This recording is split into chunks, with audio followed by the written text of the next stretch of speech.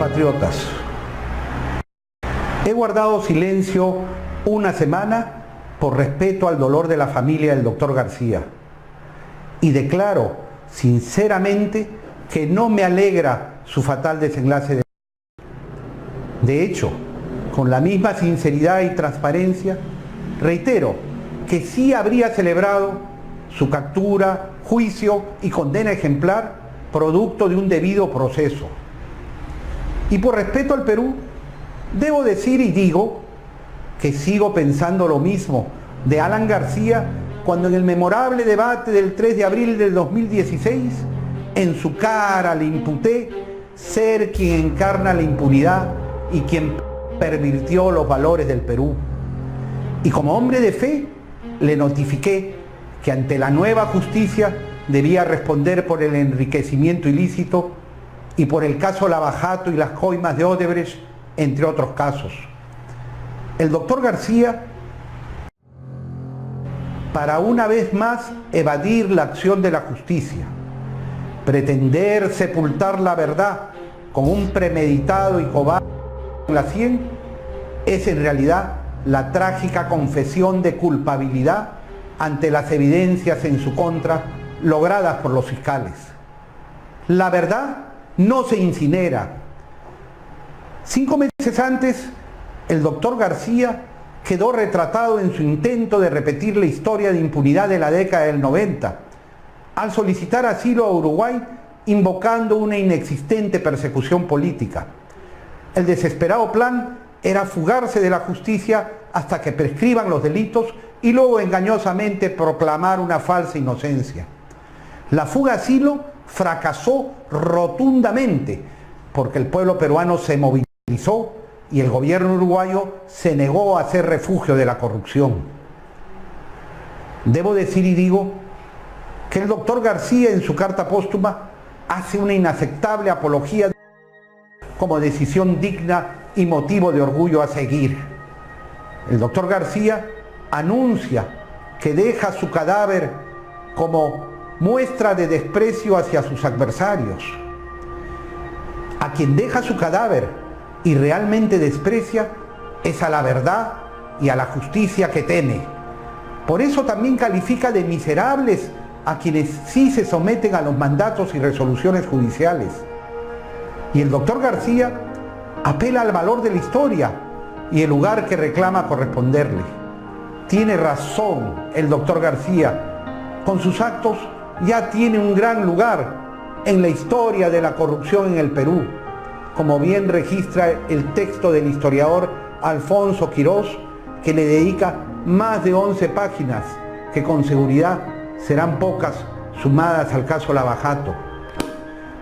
Aprovechando el drama nacional de un expresidente, la corrupción ejecuta un intenso psicosocial para glorificar a quien destruyó la vida de millones de familias y robó el futuro de generaciones de jóvenes sumidos en la frustración, la impotencia y la desesperanza. El doctor García nunca pidió perdón, nunca se arrepintió de nada. Su enfermizo megaego no lo permitió, ni siquiera en su carta póstuma, clara expresión de su infinita soberbia y deliberada pieza de falsa victimización con fines manipulatorios. Indignado debo decir y digo que se ofende a los cristianos al compararlo con nuestro Señor Jesucristo. Se denigra a nuestros héroes al igualarlo con verdaderos héroes de la patria como Miguel Grau, Francisco Bolognesi, Alfonso Ugarte, José Abelardo Quiñones, entre otros. Y repugna a la conciencia democrática del auténtico político que consacra su vida a ideales y principios al declarar al doctor García como un ejemplo de político. Y se traiciona la memoria de Haya de la Torre al proclamarlo como su mejor discípulo, faltando a los auténticos mártires del aprismo al presentar un acto de dignidad y honor. Haya de la Torre murió sin ser dueño ni de la casa que habitaba, y los mártires del aprismo cayeron luchando por sus ideas y convicciones. Debo decir y digo que en el 85 la corrupción se apoderó del Perú al más alto nivel, con su secuela de crimen y destrucción de las instituciones democráticas. Es oportuno recordar que Alan García llegó al poder por su juventud y promesa de renovación política, pero antes de su primer anuncio presidencial, el 28 de julio de 1985, ya se había concertado el primer negociado de la reventa de los aviones Mirage, presentándolo como un acto de valentía y ahorro para el país, cuando ya se había realizado los contactos Abderramán El Aziz, tal como lo acreditó el fiscal Morgenthau en la investigación de los sobornos del BCCI. Y también Alan García, 50 días antes de asumir el mando, había adquirido una propiedad sin poder justificar el origen del verdadero precio pagado, como se probó en la comisión investigadora del Congreso que tuve el honor de presidir. En ese primer gobierno están documentados los casos del dólar MUG, Sanati, sobornos del tren eléctrico, Siragusa, las cuentas del Barclays Bank, entre otros. Por lo mismo, debo decir y digo que en el 2006, la bonanza económica de su segundo gobierno, consecuencia de los altos precios internacionales de nuestros minerales, se convirtió en bonanza de la corrupción, gracias a la complicidad de los empresarios mercantilistas que sin escrúpulos ni ética alguna multiplicaron sus fortunas mal habidas. Hoy, el cártel de la corrupción concentra su poderosa ofensiva contra los fiscales y jueces que son la excepción que confirma la regla de nuestra justicia, y en simultáneo acusan y amenazan a la prensa y en especial al periodismo de investigación y redes sociales. Soy un crítico de los errores cometidos en la investigación, pero no vale satanizar a jueces y fiscales del caso Lava-Jato, que merecen nuestro reconocimiento por la valentía y persistencia en descubrir la verdad y hacer justicia. La prensa libre es un peligro mortal para la impunidad, y los periodistas independientes son la garantía de lograr la verdad sin que existan intocables en su noble misión. El cártel de la corrupción amenaza, intimida y descalifica a quienes no venden su conciencia, aplica el silenciamiento, la desinformación y crea cortinas de humo para distraer de lo importante al tribunal de la opinión pública. Temerariamente, la turba y cúpula alanista se han atrevido a culpar a la prensa del doctor García.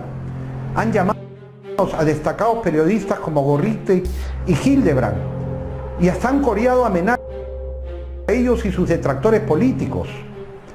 Ese cártel de la corrupción sueña con la censura y la mordaza extensiva a las redes sociales,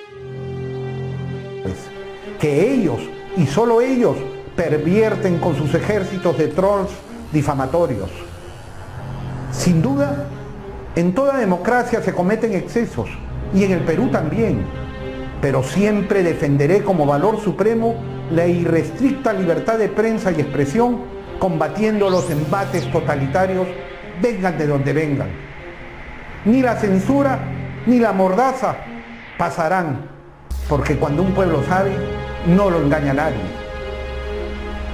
El solo hecho de concentrar las iras de los jerarcas de la corrupción es el mejor indicador que compromete el masivo apoyo ciudadano. A los fiscales y jueces, sigan adelante, que el Perú entero los respalda, y a la prensa libre, no someterse es un deber que la patria honrará. Hoy, el Perú y la democracia viven días de prueba. El desafío está planteado, y frente a esa responsabilidad histórica, tenemos el deber de no rendirnos. El rescate del Perú es ahora o nunca.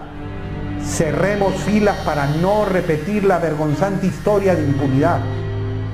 A Dios le pido llegar a la verdad que nos hará nuevamente libres e independientes de cara al bicentenario.